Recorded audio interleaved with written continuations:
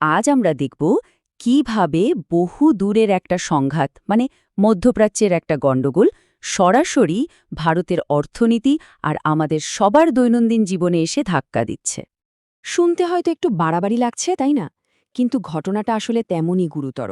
দেখুন, গ্যাস আর তেলের দাম বেড়েই চলেছে, আর এর আসল কারণটা কিন্তু লুকিয়ে আছে হাজার হাজার মাইল দূরের একটা ঘটনায়। তো চলুন প্রথমে একটু দেখে নিই যে সারা বিশ্বে ঠিক কি হচ্ছে। এই যে এত বড় সমস্যা, এর একদম কেন্দ্রে আছে মধ্যপ্রাচ্যে ইরানকে ঘিরে চলতে থাকা একটা পুরনো সংঘাত। আর এই সংকটের একেবারে মাঝখানে রয়েছে হরমুজ প্রণালী। এটা আসলে কি? এটা হলো বিশ্বের সবথেকে গুরুত্বপূর্ণ জলপথগুলোর একটা। ব্যাপারটা এভাবে ভাবুন, ধরুন একটা শহরের বেশিরভাগ গাড়ি যদি একটা মাত্র সরু গলি দিয়ে যাতায়াত করে, তাহলে কি হবে? হরমুজ প্রণালীও ঠিক তেমনই একটা গলি, কিন্তু এখান দিয়ে গাড়ি নয়, বরং তেল আর গ্যাসে ভর্তি বিশাল বিশাল সব জাহাজ যায়। শুধু এই সংখ্যাটা একবার দেখুন, 20%। ভাবা যায়, মানে সারা পৃথিবীর মোট তেল আর গ্যাসের প্রায় 1/5 যায় এই একটা সরু রাস্তা দিয়ে।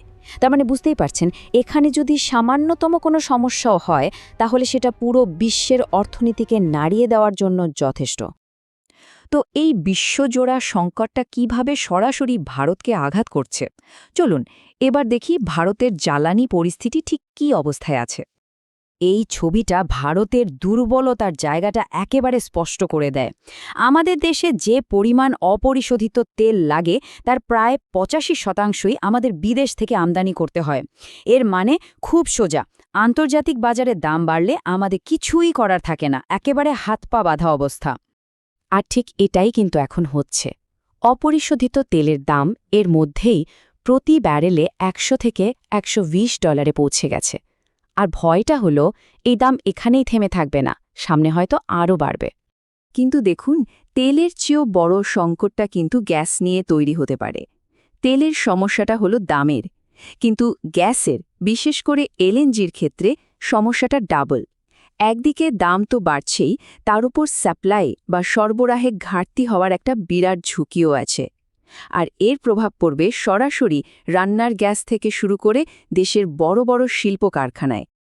আচ্ছা, এত সব আন্তর্জাতিক ঘটনা, কিন্তু এর ফলে সাধারণ মানুষের জীবনে ঠিক কি হতে চলেছে? চলুন দেখি এই সংকটটা কিভাবে বন্দর থেকে সোজা আমাদের সবার পকেটে এসে চাপ সৃষ্টি করে। ব্যাপারটা অনেকটা ডমিনো এফেক্টের মতো কাজ করে। প্রথমে আন্তর্জাতিক ঝামেলার জন্য তেলের সাপ্লাই কমে যায়, সাথে সাথে পেট্রোল আর ডিজেলের দাম বেড়ে যায়। আর যেই না পেট্রোল ডিজেলের দাম বাড়ে, তখন সব কিছুর পরিবহন খরচও বেড়ে যায়। ফলে বাজারে প্রায় সব জিনিসের দামই আস্তে আস্তে বাড়তে শুরু করে। মানে সোজা কথায় বলতে গেলে এর প্রভাবগুলো আমাদের জীবনের সরাসরি এসে পড়বে। পেট্রোল পাম্পে গেলে আগের চেয়ে অনেক বেশি টাকা দিতে হবে, রান্নার গ্যাসের সিলিন্ডারের দাম বাড়বে, আর সব মিলিয়ে বাজারে জিনিসপত্রের দাম বাড়তে থাকায় মুদ্রাস্ফীতিও বাড়বে। তো এখন প্রশ্ন আসতেই পারে যে এই পরিস্থিতি সামলানোর জন্য ভারত সরকার কি করছে, কোনো ব্যবস্থা কি নেওয়া হচ্ছে? হ্যাঁ, সরকার অবশ্যই চেষ্টা করছে।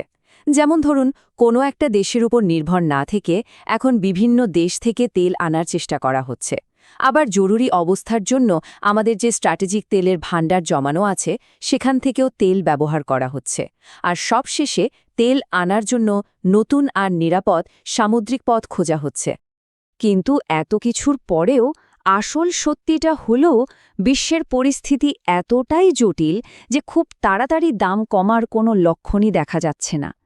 সরকারের এই পদক্ষেপগুলো হয়তো ধাক্কাটা কিছুটা সামাল দিতে সাহায্য করবে, কিন্তু সংকটটা পুরোপুরি মিটিয়ে দিতে পারবে না। তাহলে এই পুরো ব্যাপারটা বোঝাটা এত জরুরি কেন? কারণ এটা শুধু খবরের কাগজে পড়া একটা আন্তর্জাতিক খবর নয়। এটা আসলে আমাদের সবার ভবিষ্যৎ, আমাদের চাকরি আর আমাদের প্রতিদিনের জীবনযাত্রার সঙ্গে সরাসরি জড়িয়ে আছে।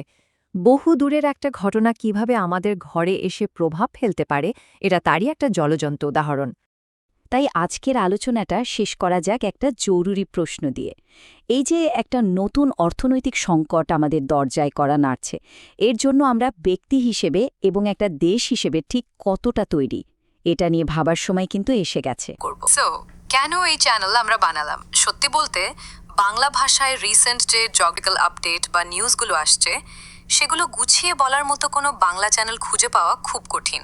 তাছাড়া যে জেনারেল নিউজ চ্যানেল আছে তারা নিউজ দেওয়ার থেকে বেশি চেঁচিয়ে চেঁচিয়ে মাথা খারাপ করে দিচ্ছে। আর বর্তমান বেশিরভাগ নিউজ চ্যানেল ভিউজ পাওয়ার জন্য যে কোনো নিউজকে ভেরিফাই না করে ফিনিশ করে দেয়, আর একে অপরের সাথে কম্পিটিশন করতে করতে ভিডিওর থাম্বনেল এমনভাবে প্রকাশ করে যেন কিনা কি হয়ে গেছে। আমি আপনাদের ভরসা এই চ্যানেলে কোনো খবর ভেরিফাই করে তবে প্রকাশ করব। আর যদি আমার তরফ থেকে কোনো ভুল হয়ে যায় তখন অবশ্যই ক্ল্যারিফিকেশন ভিডিও দিয়ে আপনাদের আপডেটেড করে দেব। সো প্লিজ সাবস্ক্রাইব এই চ্যানেল। ধন্যবাদ।